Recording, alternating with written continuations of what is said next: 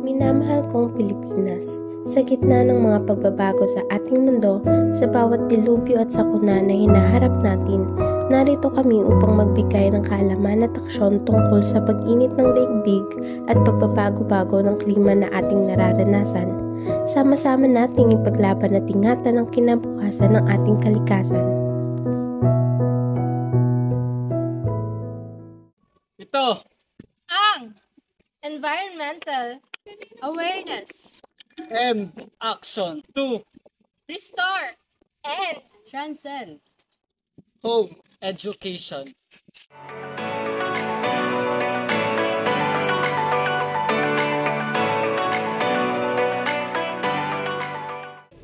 Bilang mga mag-aaral, isa tayo sa nararapat na nangungunang nangangalaga sa ating kapaligiran.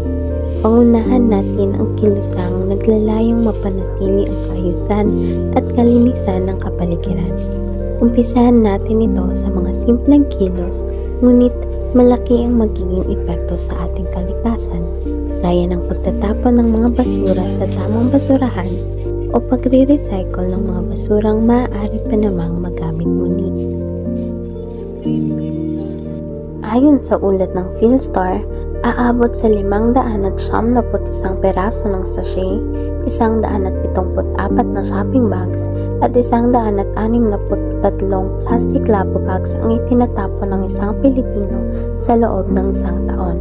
At sa buong bansa ay aabot ng 48 milyong shopping bags ang ginagamit araw-araw, nakatumbas ang mahigit 20 milyong basura taon-taon. Ang problemang ito ay isa sa mga suliraning matagal nang kinakalaban ng buong mundo.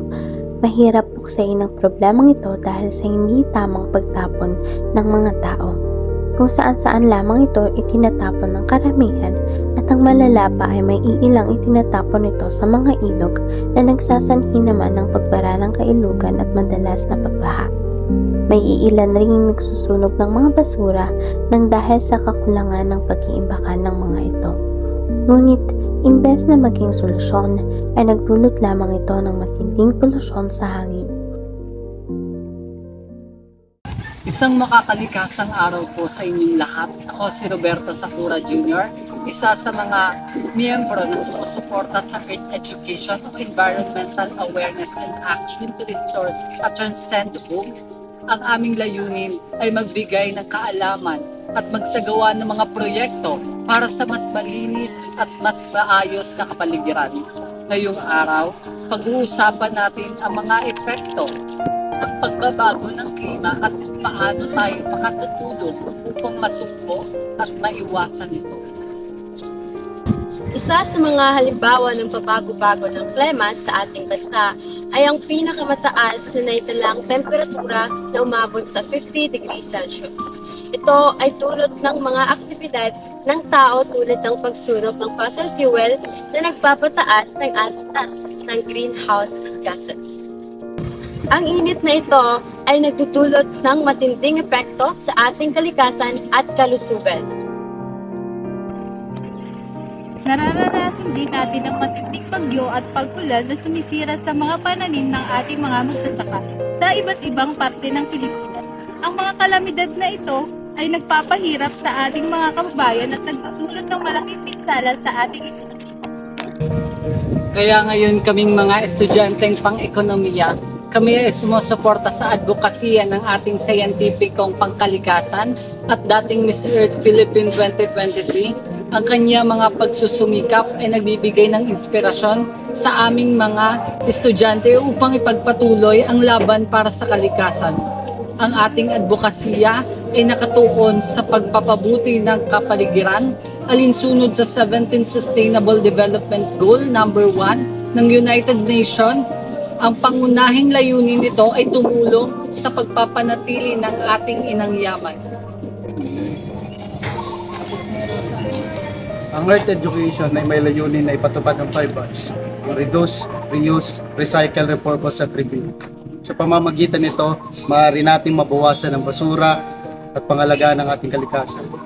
Bukod dito, nagsasagawa rin kami ng tree planting activities, ocean cleanup at coastal cleanup upang pangalagaan ang ating kapaligiran.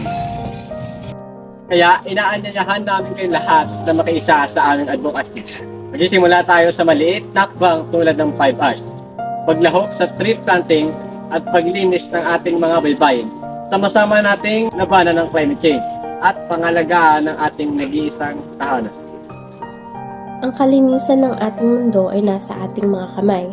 Ipaglaban natin ito para sa ating bayan at para sa ating kinabukasan. Magsama-sama tayo para sa isang mas malinis at mas ligtas na kinabukasan.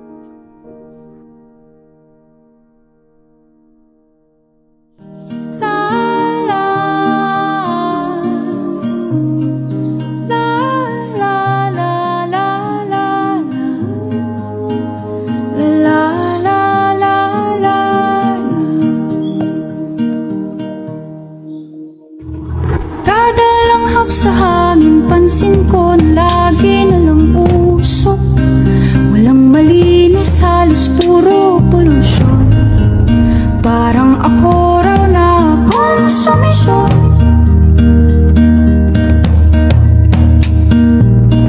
Gulong-gulo ang isip, san ba lulugar kapag nagkamali? Grabe sila manghusga. Perpekto ba sila? Huminga ka ng malalim at isipin ang mabuti ang mga desisyong ilalaan para sa kinabukasan ng makapunta sa